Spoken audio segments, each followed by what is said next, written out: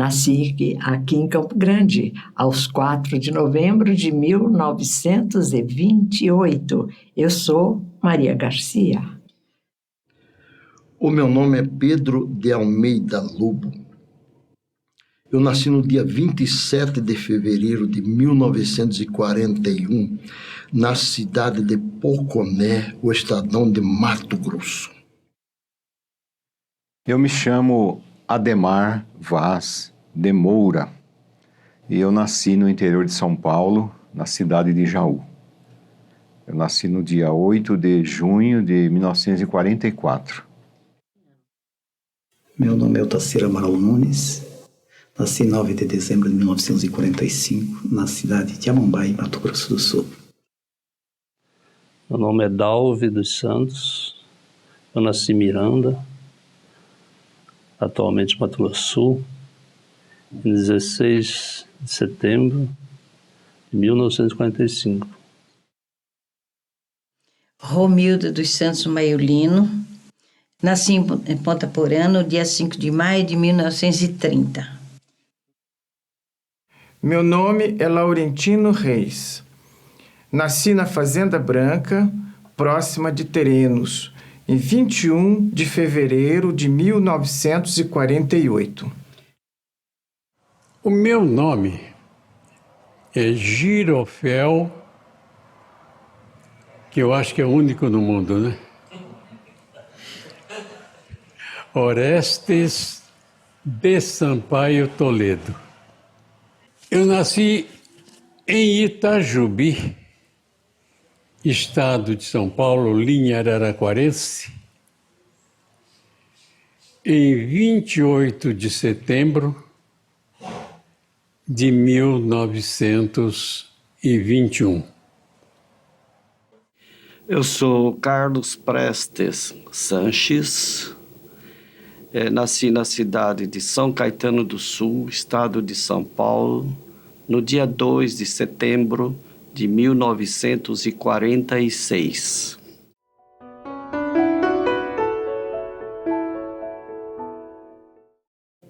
Daqui em 1947, quando nós terminávamos o curso ginasial, fizemos uma reunião ecumênica, um culto ecumênico. Nesse culto ecumênico, houve uma palestra no Centro Espírita Discípulo de Jesus, palestra da qual eu participei. Ouvi o senhor Ruiz fazendo uma palestra muito boa. Aquilo me sensibilizou profundamente e parece que respondeu às questões que eu trazia dentro de mim quando frequentava outra religião ainda, que eu sempre fui muito ligada ao aspecto religioso da vida. Mas muitas indagações me acorriam à mente. Naquela palestra do seu Ruiz, ele me esclareceu muita coisa. E aquilo me encantou, me satisfez profundamente. Aí eu passei a frequentar aquela casa espírita onde tinha sido fundada no ano anterior uma mocidade espírita, a Mocidade Espírita Campograndense. Eu chego no quartel outro dia. Sargento Arquiduque, uma distância de um soldado para um sargento era quilométrica. Eu me enquadrei para ele. Sargento, eu queria saber sobre aquele assunto que o senhor falou lá no Centro Espírita, sobre reencarnamento, pronto. Que eu não falei sobre reencarnamento, eu falei sobre reencarnação. E me deu um livrinho, eu comecei a ler. Como o meu sogro era vice-presidente do centro, e eu, para agradar o meu sogro, eu li aquilo, engoli aquilo, fazia pergunta para o sogro, até ele me convidar para almoçar na casa dele. Peixe, comi, e já fiquei de casa, coisa, né? Ele me falou, ô Lobo, nada nesse mundo acontece por acaso. Tudo tem uma razão de ser. Eu fiquei com aquilo na cabeça. Eu me casei, lendo sempre o livro espírita, sem acreditar em incorporação de espírito.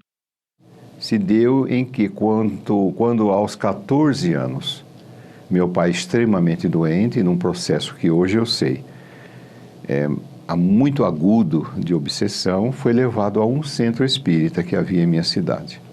E ali ele então recuperou-se. Ele superou todos os fatores que o infelicitavam, né, mercê do trabalho que se deu ali, de assistência, de desobsessão, né, em seu favor. E ele então, ao resto da sua vida, nunca deixou de frequentar o centro. E eu então, dessa idade para frente, meus 14 anos, eu ia com ele. Foi quando tive então a minha descoberta do Espiritismo, né? Minha entrada na doutrina espírita, na prática espírita, né? Desde essa época. E daí, então, na minha adolescência, eu achava que o mundo estava errado, né? Que tanta injustiça, tanta maldade, né? Então, somente mais tarde que eu vim saber que este mundo é maravilhoso e que tudo está no lugar certo.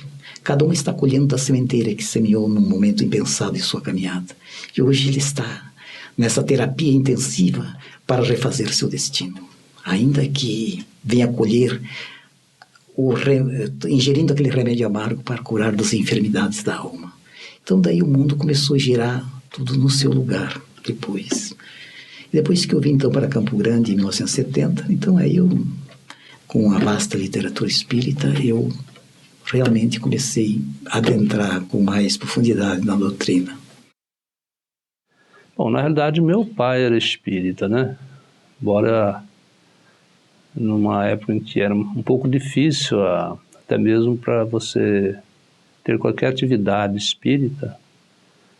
Então, o meu pai já era espírita. Eu me lembro quando eu era criança que ele ia para o centro, né, trabalho mediúnico, e eu ficava lá de fora, né, ele entrava para dentro e eu ficava de fora. Era assim, uma espécie de um sítio.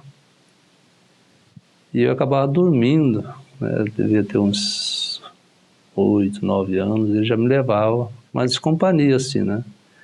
Até às vezes a gente ia a cavalo, às vezes ia de carroça, e às vezes ia até a pé mesmo, mas era longe, devia dar uns 4 quilômetros de casa, né?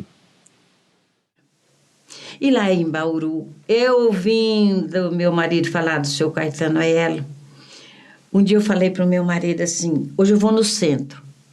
Falei, o quê? Hoje eu vou no centro e não precisa ir atrás de mim. E o meu filho Silvio tinha 1 ano, né? Não precisa vir atrás de mim, não. Eu vou no centro.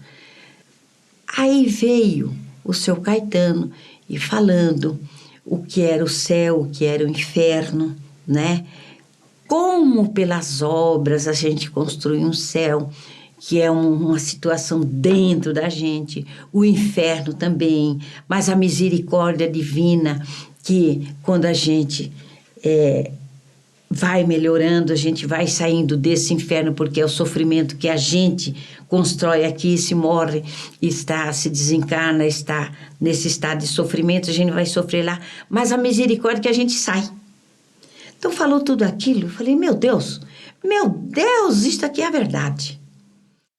Aos 8 anos de idade, precisamente quando eu me tornei espírita, pertencendo a turma de infância, estudo evangélico, no Centro Espírita Castro Alves, seu Expedito, que era o orientador do nosso pequeno grupo de meninos, ele distribuiu alguns números para sortear o Evangelho segundo o Espiritismo.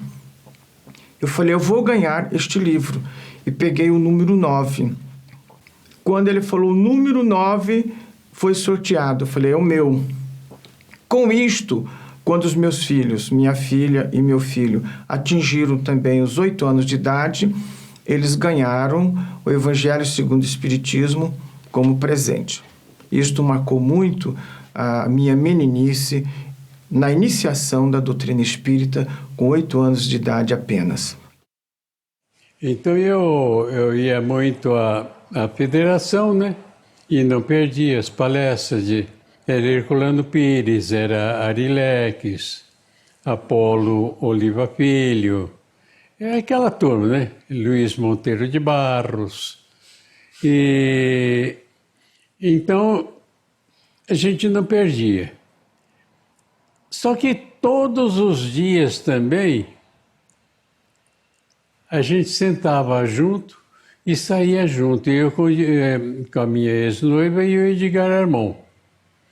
Chegava na porta, saía para fora da federação e eu com o Edgar começava a discutir pontos de vista, né? Eu não concordava com ele e tal, então começávamos a discutir. Quem via achava que nós estávamos brigando. Eu creio que nesse período de adolescência, todos os jovens ficam um pouco arredios ao movimento religioso. Eles têm outras opções, outras ideias, outras vontades. Mas, ainda assim, conforme eu já falei, eu participei desses movimentos no âmbito da doutrina espírita. Mas nada assim que eu me lembre que seja digno de nota. Interagimos com os espíritas da época, né? Eu me lembro que nessa fase, eu estou lembrando um fato interessante aqui, eu vejo que a maioria dos jovens, eles se distanciam das pessoas mais idosas, de cabelos brancos, né?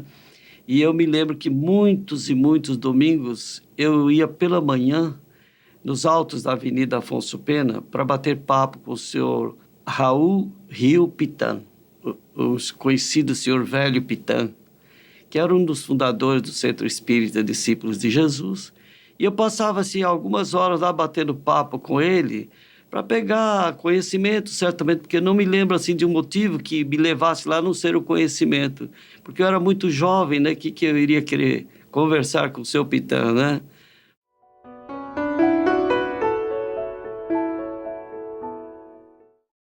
Grupo Espírita Amor e Paz. Ao lado nós construímos o educandário. Agora, você viu lá o educandário com 2 pavimentos, por sinal verde por causa do Palmeiras, naturalmente, né? Tudo verdinho. Porque só chega lá, fica encantado, aplaude aquilo tudo lá. E então nós fazemos um trabalho filantrópico, né? Que é, todas as sextas-feiras distribuímos frutas, legumes e verduras. 80 famílias cadastradas. A nossa assistente social conhece uma por uma daquelas famílias. Interessante lembrar a figura do seu Constantino Lopes Rodrigues. Foi quem doou o prédio para o funcionamento do Centro Espírita Discípulo de Jesus. Ele, um espanhol, veio da Espanha por aconselhamento de Amália Rodrigues Soler, que eram amigos na época, e disse que para ele que viesse vir, que ele ia plantar sementes do novo cristianismo aqui em terras bem distantes. E ele veio para cá. Era um homem muito simples, nós tínhamos muita amizade com o seu Constantino, um homem muito sensato. Então, a lembrança maior que fixou muito foi a presença do seu Constantino, morando no fundo da casa e dando a parte da frente em doação para o Centro Espírita Discípulo de Jesus, no mesmo local em que hoje está ali edificado o Discípulo de Jesus. E no capítulo da fundação de centros, eu tenho assim uma legenda algo expressiva. Eu já havia fundado aqui em Campo Grande, no ano de 1979, o Centro Espírita Obreiros do Bem, que, com a graça de Deus, até hoje é uma casa muito dinâmica, muito atuante, né? E então fundei essa instituição, tive a oportunidade, com a ajuda de incontáveis amigos, levantar o modesto prédio na época, comprar o terreno e aquela atividade toda. No Centro Espírita Obreiros do Bem, eu criei uma instituição que veio a ser uma das ocorrências mais destacadas na minha vida. Eu fundei a Pousada de Francisco. Foi um albergue onde recolhemos a dor humana, recolhemos o sofrimento na pessoa de milhares de mendigos, doentes de todo tipo. Mas nessa fase, eu me mancomunei com numerosos outros confrades e fundamos também o Centro Espírita Gotas de Luz, no bairro Betaville. Participamos da fundação do Centro Espírita Chico Xavier, que no momento estamos ainda na presidência, também do Centro Espírita Aprendizes do Bem e do Centro Espírita Humildade e Trabalho. Isso nos últimos 8 anos. Antes disso, em 1988, eu fundei o Centro Espírita Vale da Esperança. Trabalhei e me propus o seguinte, falei, pensei assim, se não for ninguém, falei, eu vou sozinho, faço sozinho. Em 1º de setembro de 1993, eu fundei o Centro Espírita Lírios do Campo. Depois, em 2003, então, fui convidado por Moura para fundar um centro. Então, nós fundamos o Centro Espírita Chico Xavier, na rua, no Jardim Santa Emília. Depois, quando saí de lá, resolvi, como eu já tinha formado nossa amizade lá, resolvi construir outro centro lá, chamado Irmã Blandina, que dei homenagem ao personagem do livro de Chico Xavier, Ave Cristo. Oficina do Amor. E, a princípio eu era vice-presidente, depois o Laurentino era presidente. E depois eu assumi a presidência e nós ajudamos na construção de uma casa, né? Compramos terreno, construímos. Hoje é lá na Vila Almeida, centro, né? Oficina do Amor. Aqui na Vila Alba perdurou por uns 3, 4 anos aproximadamente, quando nos transferimos para o Centro Espírita Pedro de Alcântara e na aquisição de 2 terrenos cedidos pelo nosso irmão Dalves, de sua propriedade, ali foi construído o Centro Espírita Oficina do Amor, que ainda funciona até hoje lá na Vila Santo Amaro, propriamente dito na Vila Almeida. Assim nós deixamos funcionando o Centro Espírita Oficina do Amor. Nós temos que ter a sede própria. Tem uma pessoa que tem um terreno e ficou naquela lenga. Me dá um lápis e um papel aí, gente, cadê? Falei, quem é que tem alguma coisa para dar aí? E tinha muitos fazendeiros lá, né? Quem tem alguma coisa para dar? O que o senhor pode dar? O senhor é fazendeiro, o que o senhor pode dar aí? Falei, eu dou uma bezerra. Naquele dia eu ganhei uma vaca e 3 bezerras. E fizemos o primeiro churrasco para a sede própria. Aí daí tinha uma pessoa que tinha um terreno, meu amigo Ivódio. Nós fomos criados juntos. Aí o Ivódio, eu tenho um terreno assim, que eu quero doar. E sempre que eu vou nesse terreno, Romilda, eu fico sentada ali, e eu vejo muitas crianças, eu vejo doente, eu vejo muita gente ali. Eu vejo na minha tela mental, eu vejo. E eu falei, então você vai dar esse terreno nós estamos precisando para fazer um centro. Pois não, e passou o terreno. Fiz uma proposta para a federação, aliás, para a União Municipal, que fizesse uma assembleia geral entre as casas espíritas aqui de Campo Grande, que compunham a União Municipal, e transformar em Assembleia Geral a União Municipal Espírita de Campo Grande em Federação Espírita de Mato Grosso do Sul. Mas o meu amigo João Sanches, numa demonstração acho que de mais fraternidade do que eu no momento, disse não, a federação vai ser do Estado, então é justo que nós convidemos o Estado para participar. Então ele fez uma convocação ao Estado e compareceu grande parte das cidades, né? Ele era muito conhecido, ele tinha criado, como viajava sempre por aí, criou muitos centros, né? Então veio bastante centros do interior e decidiram então criar a Federação Espírita. E aí o discípulo de Jesus participou. o Francisco Thyssen, que era o presidente da federação na época, encaminhou uma carta para a União Municipal, comunicando a fundação da Federação Espírita de Mato Grosso do Sul, pela orientação da Federação Espírita Brasileira, e indicando a diretoria, tendo como presidente Maria de Virges Borges e vice-presidente Jerônimo da Fonseca.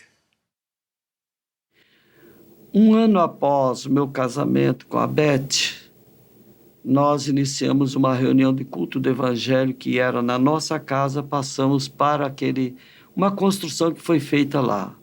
Na época que foi feita a construção, a gente pensava que era nosso aquilo, né? Seria um salão de festas. Logo no início, e não deixou de ser um salão de festas. E logo no início, a Beth já falou assim, eu estou sentindo que isso aqui vai ser um salão de festas Eurípides Barçanufo. Porque a gente usava para reuniões espíritas, eventualmente, né, no começo, antes, mas depois de um ano, aí tornou-se mesmo as reuniões nossas do culto do Evangelho. Até que uma senhora, na época, frequentadora de uma outra casa espírita, morava lá perto, falou, mas tem que ter um nome. Eu falei, não precisa, é um culto do Evangelho. Não, mas é bom ter um nome. Então põe um nome. Falei para ela, Grupo Espírita da Prece. Grupo Espírita Recanto da Prece. Falei, então pronto, está colocado o nome. Terça-feira tem a reunião, vamos dizer assim, pública, não totalmente pública, porque não tem uma placa, não é portões abertos, mas quem vai pode levar, e é um grupo de estudos.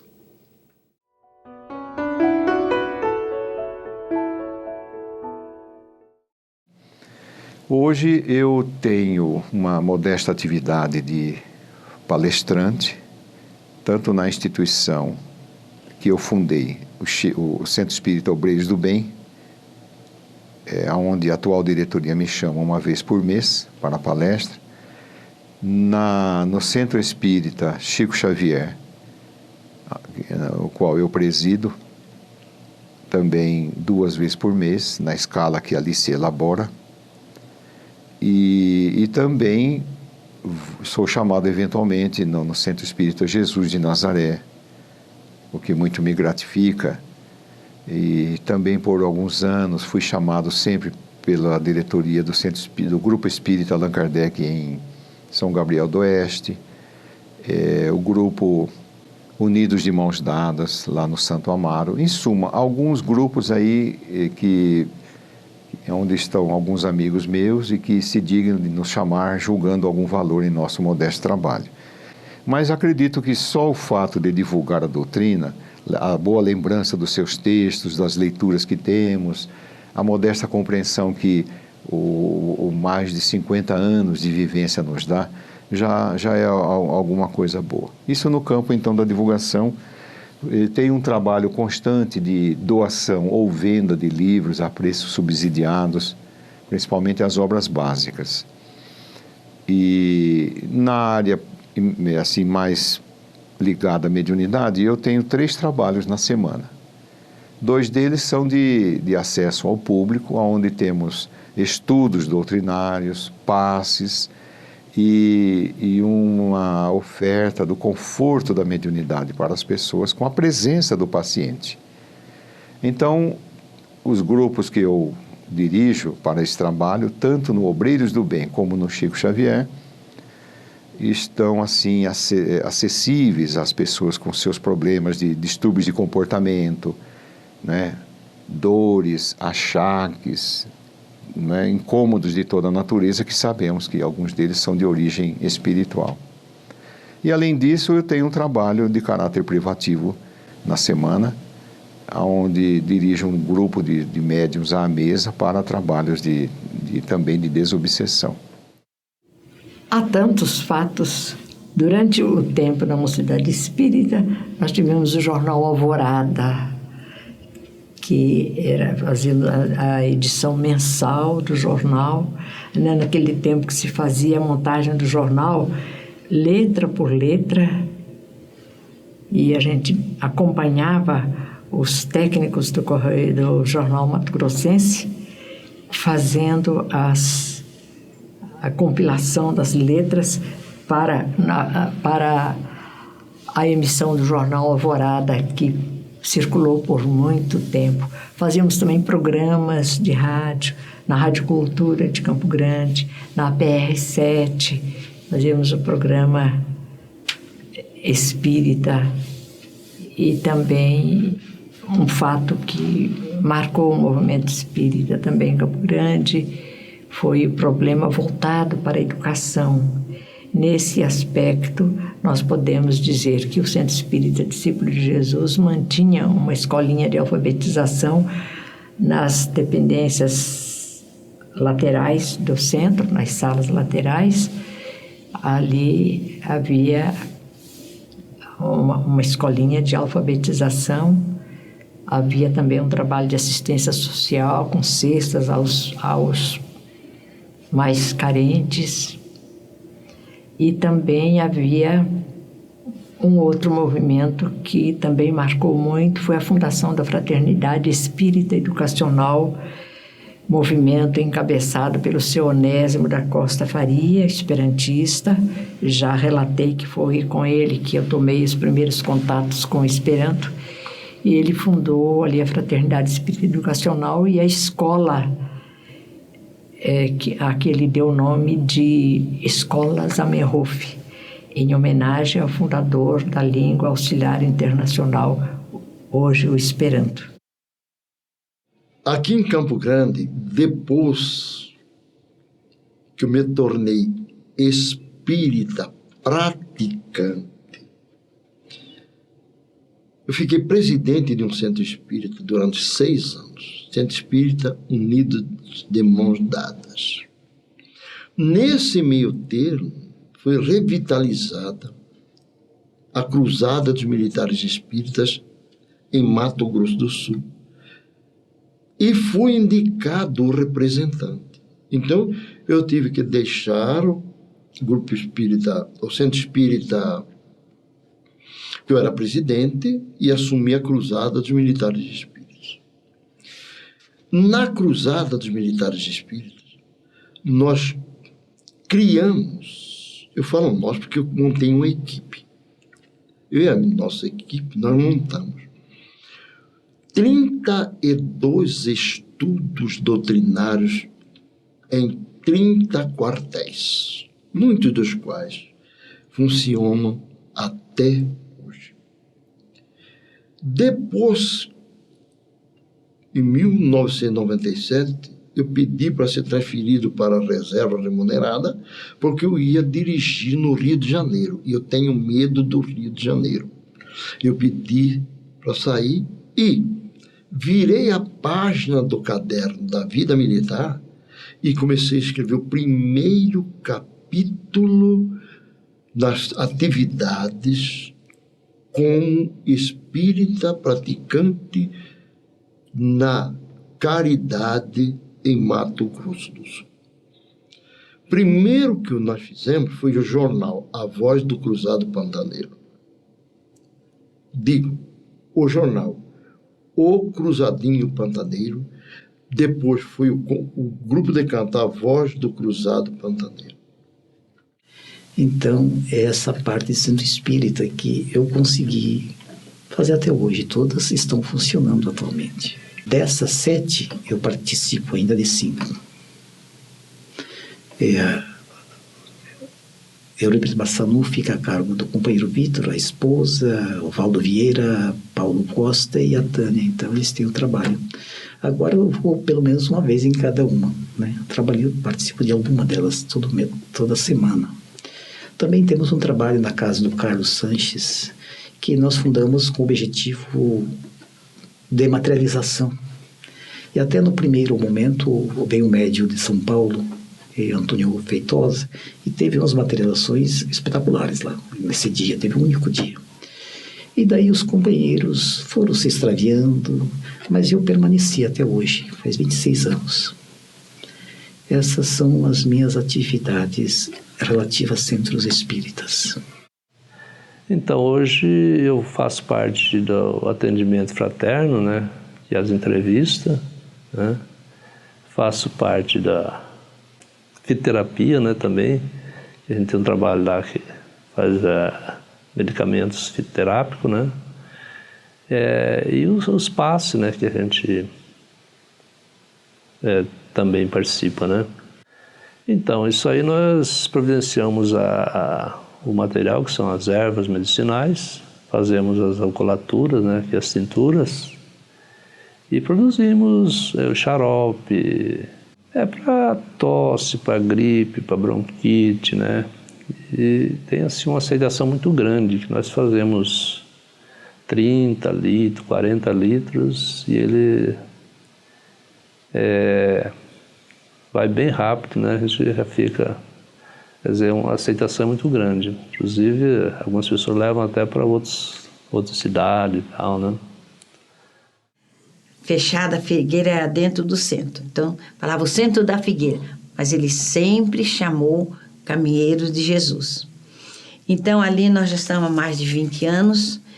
Ali tenho um departamento que é de assistência aos doentes, de cama, hospital, CTI. Nesse departamento eu estou há 18 anos.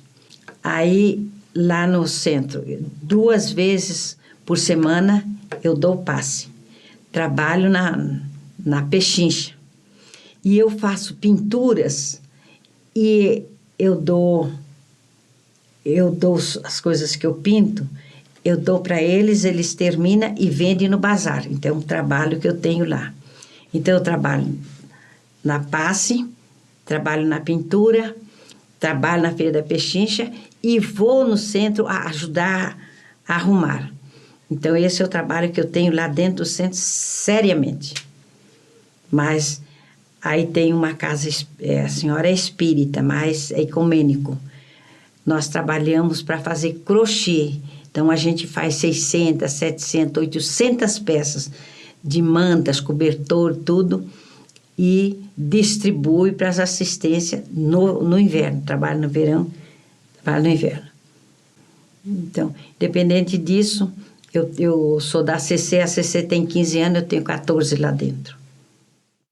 Inicialmente, nós começamos a atender 30 pessoas. Segundas-feiras, o estudo da doutrina espírita, começando às 19h30 até às 20h30, com um passe, né, no final da reunião. Às quartas-feiras, atendimento público, começando às 18h45, com entrevista, distribuição de ficha para fluidoterapia. Às 19h30 começa a palestra, encerrando às 20h, e a partir das 20h, o passe e a distribuição da água fluidificada.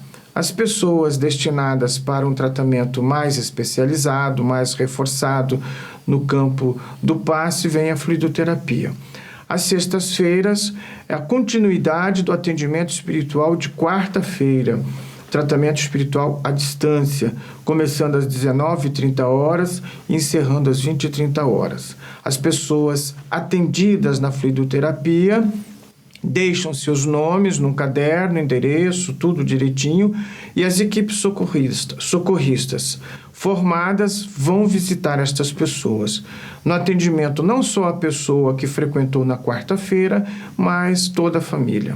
Hoje nós estamos fazendo aproximadamente na fluidoterapia 55, 60 pessoas. E o passe geral, 120 pessoas. A casa é pequena, simples, modesta, e é este o nosso trabalho. As mensagens continuam sendo impressas, temos um volume muito grande de mensagens em estoque presentemente, mandamos para as pessoas que estão catalogadas nas remessas, e também quando tem congressos, por exemplo, já mandamos, eu levei pessoalmente para um congresso que ia ter em Viseu, em Portugal, no ano de 2002, creio.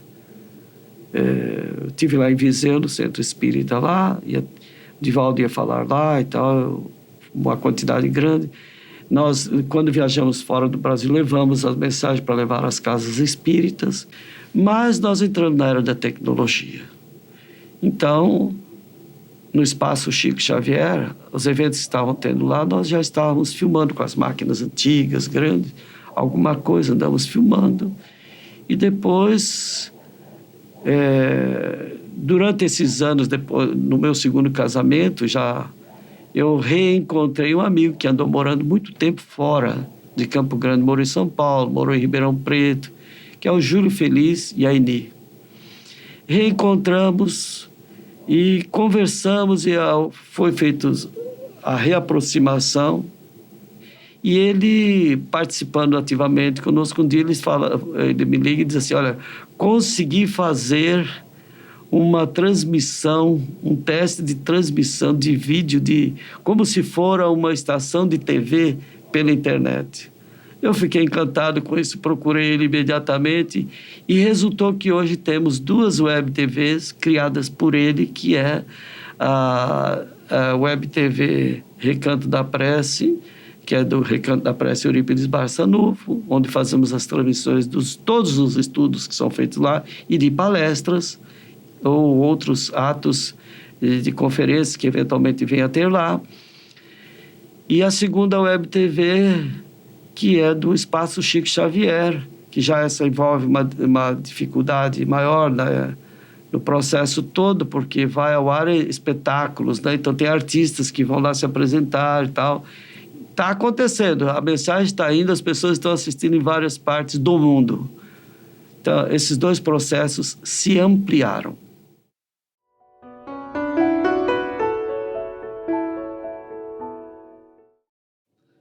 Queria funcionar no chamado Espaço Chico Xavier, que foi inaugurado com o nosso coral e quem descerrou a placa, eu e Júlio Feliz.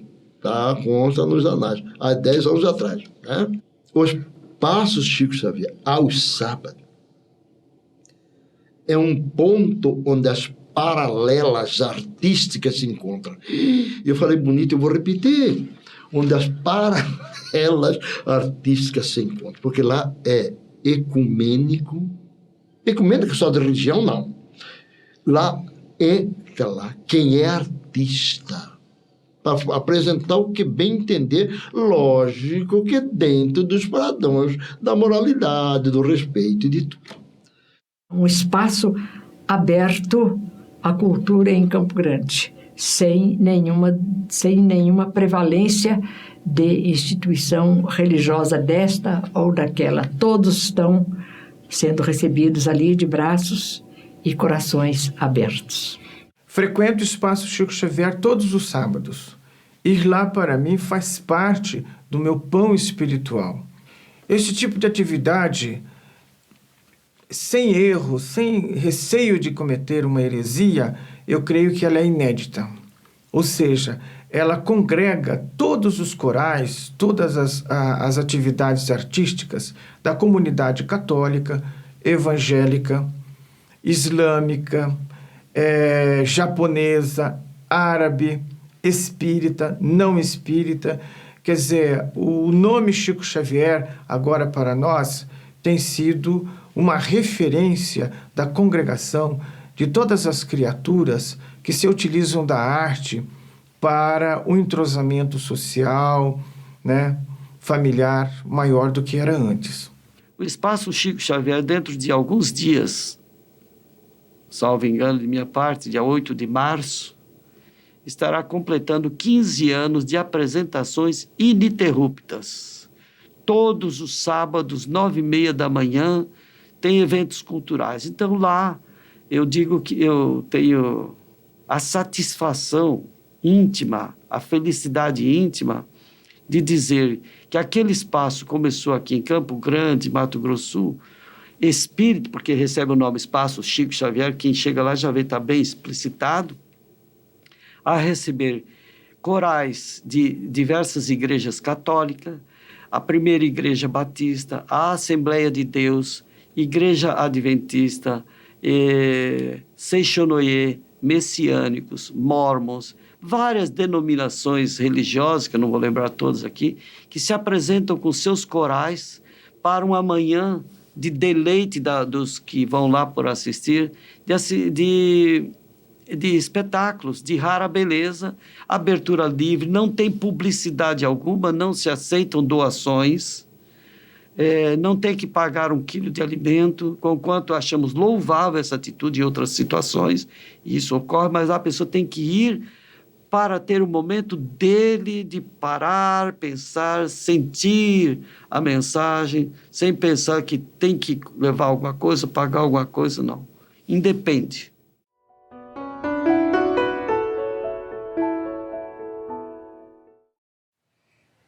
E aconteceu um fato ali que até um certo ponto justifica e responde o que você poderia perguntar. Qual o motivo da minha falta de visão, né? Eu cheguei na casa do José Arigó. O Fritz deve ter visto a gente chegar lá antes que eu batesse na porta e ele mediunizou lá o Arigó e veio, né? E abriu a porta. E disse para mim, o que você veio fazer aqui? Assim, de um modo, aquele modo alemão, né? Rústico, assim. O que você veio fazer aqui? Eu vim conhecer vocês, Fritz. Que eu trato os meus irmãos desencarnados como eu estou tratando vocês aqui. Eu vim conhecer vocês, Fritz. Você, o Arigó. Você não vem em busca de uma operação, não? Falei, não. Não, eu vim aqui conhecer vocês. Porque o que eu tenho que receber, eu recebo sem qualquer motivos especiais. Ainda bem. Porque se você tivesse vindo em busca de operação, eu não ia te operar não, viu? Você pensa que você é bonzinho, né? Mas você não vale nada. Você não vale nada. Você é como eu. Nós morremos juntos no campo de batalha na Guerra de 14, lá na Alemanha. Eu acho que ele explicou aí tudo, né? Olha, no nosso grupo de canto, tem a canção Pai Nosso. E quando canto o Pai Nosso, a segunda vez, o grupo, as pessoas se dão as mãos e circundam o ambiente. Um cidadão falou, não, isso é ritual, não se pode fazer isso. Eu não estou preocupado com um ritual. É levar amor. E aí eu inventei uma brincadeira. Depois que termina, né, a moça começa a tocar conta-luz e eu olho para uma pessoa e falo, o que eu fizer com fulano de tal, todo o grupo vai fazer. E começo a abraçar a pessoa e beijar. E todo mundo se abraça ali. Um dia, um sábado desse, uma senhora veio falar comigo chorando. Mas, dona Esmeralda, o que aconteceu? Coronel, há quase 30 anos, a minha família brigou com a família daquela senhora que o senhor está vendo aí chorando também. Nós não conversávamos. E quando eu me dei por conta, eu estava de frente dela e ela em frente a mim. Agora, abraça ou não abraça? E ela me disse, Esmeralda, já é tempo de acabar com essa rixa. Abraça, Esmeralda. E por sorte, não sei como é, que foi gravado sim. Abraço. Desde 94, eu leio assim o Correio do Estado. Então, eu extraio todos os nomes das pessoas que têm desencarnado de maneira normal, ou por acidentes violentos ou assassinatos, e transcrevo no livro e levo para o trabalho de segunda-feira. No trabalho de exceção, eu leio os nomes e peço por eles. Então, hoje, e daí os 4 primeiros livro, esses livros de atas, mais ou menos. Aí eu encadernei, estou encadernando tudo que eu falei aqui, está tudo provado lá. Então hoje está com 33 mil nomes, o último número que nós vamos fazer.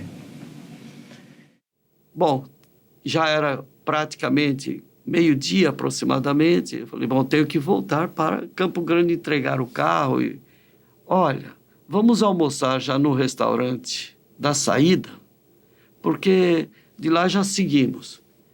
Almoçamos no restaurante de um posto de gasolina e nesse posto de gasolina, terminado o almoço, colocamos combustível e perguntamos, qual o melhor caminho daqui para Campo Grande, Mato Grosso? Porque eu não tenho nenhum mapa, eu vim sem mapa. E ele falou, olha, nós não temos nem mapa aqui também, não temos nenhuma informação, mas você faz o seguinte, você volta em direção ao centro da cidade, que no primeiro posto que você encontrar lá, eles vão te dar informação. Aí eu voltei, parei no posto, fiz as mesmas perguntas. Eles também não sabiam, me falaram o seguinte, olha, aonde você vai conseguir isso deverá ser, talvez, na estação rodoviária.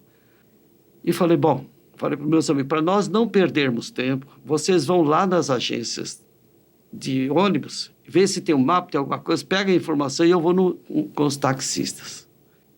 Eles vinham voltando dos guichês com informação ou não, e eu já tinha falado com o motorista de táxi, já tinha pego as informações que eu precisava, e eu estava então andando a pé em direção aos meus amigos para juntos irmos para pegar o carro. Naquele momento, vem andando na minha direção sozinho, sem ninguém por perto, sem ninguém. O homem que era tudo difícil de encontrar, de falar com ele, Chico Xavier, vem andando na minha direção. Eu olho assim, fico espantado, mas fui na direção dele também na hora. O senhor por aqui? Sim, eu estou indo para casa. Aquele carro lá é seu? Eu falei, então você me leva em casa. E aí ele subiu no carro, no Fusquinha, do meu lado. Aí o Fusquinha perdeu a força, porque ele ia devagarzinho. E nós fomos conversando até a casa dele, chegando lá, ainda dentro do carro, conversamos. Foi um diálogo muito, não vai dar tempo para falar aqui, mas muito marcante. E ele disse assim, a partir de hoje nós vamos nos corresponder. Me dá seu endereço. Anotou tudo. Vim para Campo Grande, poucos dias depois chegou pelo correio um livro com a dedicatória dele. Agradeço a visita, mais ou menos assim, da sua permanência aqui, da sua vinda aqui com o Sebastião, e citou o nome do outro rapaz. E no dia de ontem, está dia 16 de junho de 1970. Há um fato interessante. O Divaldo, certa vez, numa dessas vindas aqui, nós fomos com ele até Aquidauana. Era um 7 de setembro. Era o seu Rodrigues, Jair Sanches, outras pessoas cujo nome não me ocorre, eu estava também entre eles, e ficamos na casa da dona Joaninha e do seu Cizenando. E Divaldo ali faria uma conferência, como realmente aconteceu. Mas a dona Joaninha pediu ao Divaldo que ensinasse a ela a fazer um vatapá, já que o Divaldo é baiano. Ou se ele mesmo poderia ir na cozinha ajudar. Então, nós temos foto do Divaldo mexendo com panela. Mas o fato interessante é que faltava o azeite de dendê. Mas, dona Joaninha, a senhora tem o azeite de dendê aí? Disse o Divaldo. Olha, eu tenho, Divaldo, mas está muito antigo, muito velho. Já tem ranço, já está rançoso. Não vai servir. O Jair saiu na rua e foi verificar se encontrava alguma loja aberta para comprar o azeite de dendê. Não encontrou. Era 7 de setembro, era feriado. Tudo fechado. Voltou, não consegui. Tudo fechado na cidade. O Divaldo falou, não tem importância. Nós vamos aproveitar esse mesmo. Eu nunca comi um vatapá tão gostoso como aquele que o Divaldo fez usando o azeite de dendê já cheio de longos tempos guardados. Eu falei, Divaldo, o que é que você fez que tirou o ranço? A gente sentia o cheiro do ranço do óleo. Como é que você fez? Ele disse, isso aí, deixa para lá. Não contou o que ele fez. Nós demos um jeito e o vatapá saiu perfeito. Ainda quero mostrar essa foto para o Divaldo, eu tenho essa foto em casa. Um fato da vida do Divaldo interessante.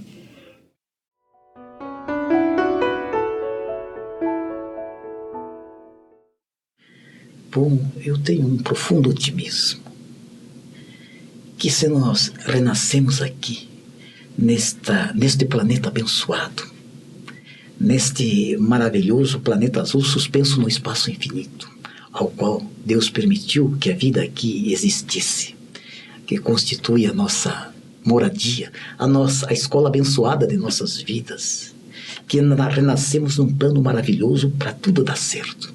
Se não dá, é por conta nossa, da nossa ignorância, mas temos tudo a nosso favor. Então nós temos que valorizar realmente cada minuto que estamos aqui para fazer alguma coisa positiva e boa. Nós temos que pensar no bem, amar o bem e desejar o bem. Porque assim eu tenho certeza que as boas coisas nos fortalecerão. Porque hoje eu vejo nas dificuldades maiores, nas situações mais aflitivas, ainda a misericórdia de Deus, tentando soerguer aquele nosso irmão infeliz que praticou tantos desatinos em outras caminhadas, e hoje a misericórdia divina às vezes interna num corpo disforme, para que ele aprenda as lições essenciais do amor. Aquele corpo não corresponde à sua expectativa como espírito, mas ele sente realmente onde que ele deve mudar, para que de outra feita ele possa retornar melhorado, com perspectiva mais eloquente sobre a vida, sobre o mundo que nos cerca. Nós somos espíritos imortais, e ainda o que queremos mais? Agora nós, como individualidade única, nós precisamos fazer alguma coisa. Por isso a doutrina espírita nos recomenda como base, sem a caridade na salvação. Porque a caridade representa movimento, representa trabalho. E sem trabalho não se caminha. Primeiríssimo item, espíritas que estão começando, estudar. Estudo. Não tentem praticar o espiritismo sem conhecer a filosofia e a doutrina. Poderão os espíritas, nesse sentido, ligar nada a coisa alguma. Eu não estou dizendo para ninguém ser doutor em espiritismo, não estou falando isso. Mas não é, pelo menos, conhecer o espiritismo. Por quê? O espiritismo é a única filosofia religiosa que tem ligação com todas as outras. Eu assisti a pagelância. É um trabalho de desobsessão na técnica dos pajés. Assistir trabalhos mediúnicos na Umbanda. É um trabalho mediúnico na filosofia umbanda. Assistir na carismática. É um trabalho mediúnico, não é verdade? Assisto pela televisão, né? O trabalho de expulsão dos demônios pela televisão. Se expulso, não estou querendo dizer. Depois, educar-se. O que é educar? É criar hábitos. Da educação, eu vou demorar um pouquinho, da educação é que nasce a disciplina.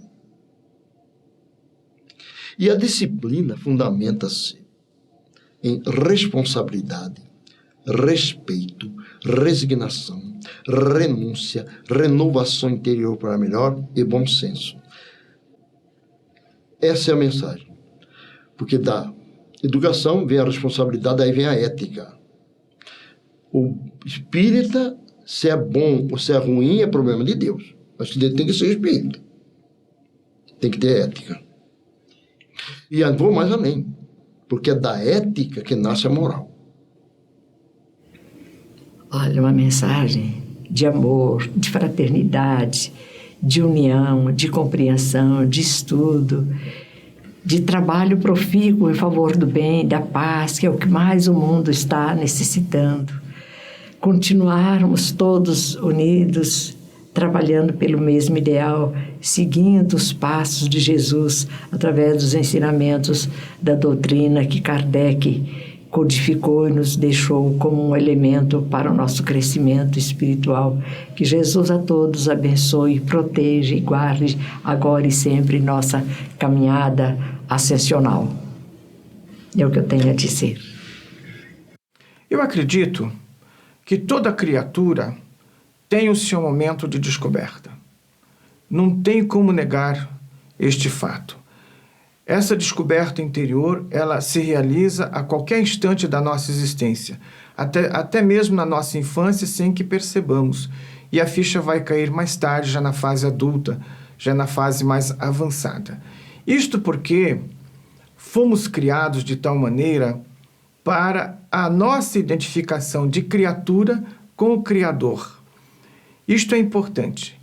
Todas as obras best-seller, todas as obras importantes que vendem milhares de exemplares falam deste avanço moral e espiritual da ética na criatura humana.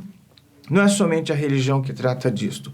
Portanto, chega um momento que o ser humano não tem como fugir, não tem como deixar de lado, certo? Se interessar por algo que transcenda a sua vida material, que é a continuidade. Aliás, o ser humano só tem uma vida, o espírito só tem uma vida. Ele tem várias experiências reencarnatórias, certo? No aprimoramento e ascensão espiritual de sua vida eterna. Deus é amor, imitemo-lo. A minha mensagem seria assim, para todos, para a cidade toda. Que as pessoas soubessem agradecer a Deus, que Deus, todas as religiões falem, e mesmo aquela que não fala. Agradecer a Deus pela vida, pela paz, pela saúde, pela harmonia. E para os espíritas, que cada um tenha o melhor aproveitamento do conhecimento que a doutrina espírita traz. Assim como eu tive o melhor, eu quero que todos tenham o melhor. E a doutrina espírita aqui, para mim, está muito boa, muito maravilhosa. Obrigada. O espiritismo é uma doutrina de muito trabalho, né?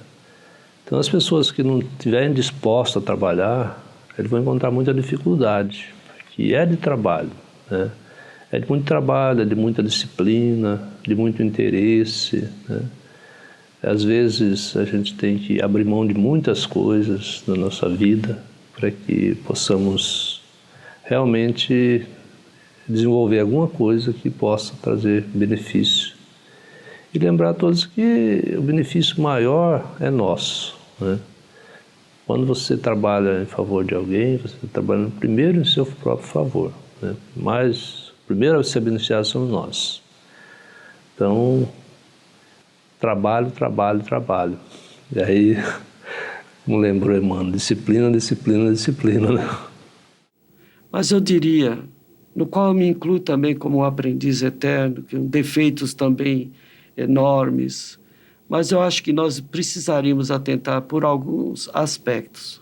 Alguns dizem o seguinte: eu preciso estudar, estudei tanto, já estudou 1000 livros e está no 1001º, e sabe e tal, às vezes decora até as perguntas do livro dos Espíritos, as questões do Evangelho, mas é uma pessoa de difícil trato.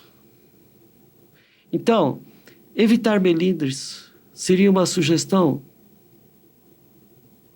Outra sugestão: não ficar só na filosofia, só filosofando, mostrando cultura. É preciso ação específica. A pessoa chega para mim e fala assim, porque muitas pessoas vão conversar comigo lá no meu local de trabalho ou na casa espírita, vão conversar comigo. Ah, eu sou espírita, gosto da doutrina espírita. Qual é o trabalho que você está fazendo assistencial, ou de estudos, ou de pesquisas na sua casa espírita? Não, eu estou indo só tomar passe e água fluidificada, porque eu preciso me fortalecer primeiro, para depois e tal. Falei, mas não tem uma sopa a um bairro carente, alguma coisa assim? Não, isso aí é outros centros espíritas que fazem. Então, são as mais diversas atitudes que os espíritas têm. Eu, como já vim de berço, vamos assim dizer, envolvido, eu pude vivenciando várias fases, várias etapas e vários aprendizados que ainda continuo aprendendo. Mas a recomendação, evitar melindres, não parar de aprender. A gente lembra Sócrates, né? Tudo que sei, atribuída a ele essa frase, tudo que sei é que nada sei. O que quer dizer que nós, quando pensamos que sabemos alguma coisa, veja a astronomia quando coloca os países, os planetas já descobertos no cosmos e a posição da Terra no contexto geral, nós somos um grão de areia. Então, que a gente não vai parar nunca o aprendizado, que a gente continue aprendendo, mas que a gente possa pôr em prática. Que a gente seja, uma frase que eu costumo dizer com muita frequência, nós precisamos ser facilitadores, mas facilitador do conhecimento, facilitador das atitudes, dos relacionamentos humanos. Que a gente aprenda ou se esforce permanentemente, exerça vigilância em fazer o bem. Nós não vamos perder nada com isso. Ah, mas eu fiz bem demais para essa pessoa, ela só me agrediu. Ela está agredindo? Deixa ela em paz. Não fique na frente dela para ela ter prazer ou você ser veículo para irritá-la, para ela te atacar. Deixa ela guardar o tempo dela, o tempo certo. O dia que tiver que encontrar novamente, Deus encaminha. Mas enquanto estiver próximo, trate bem as pessoas.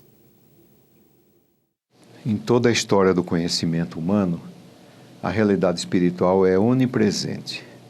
Desde as primeiras tábuas em que o homem se compôs em grupos, coletivamente, até a cena atual da idade moderna, a idade cósmica, nós vemos o fator espiritual presente em toda a marcha humana. Por mercê de Deus, há um século e meio atrás, tivemos o advento da doutrina espírita que conjuga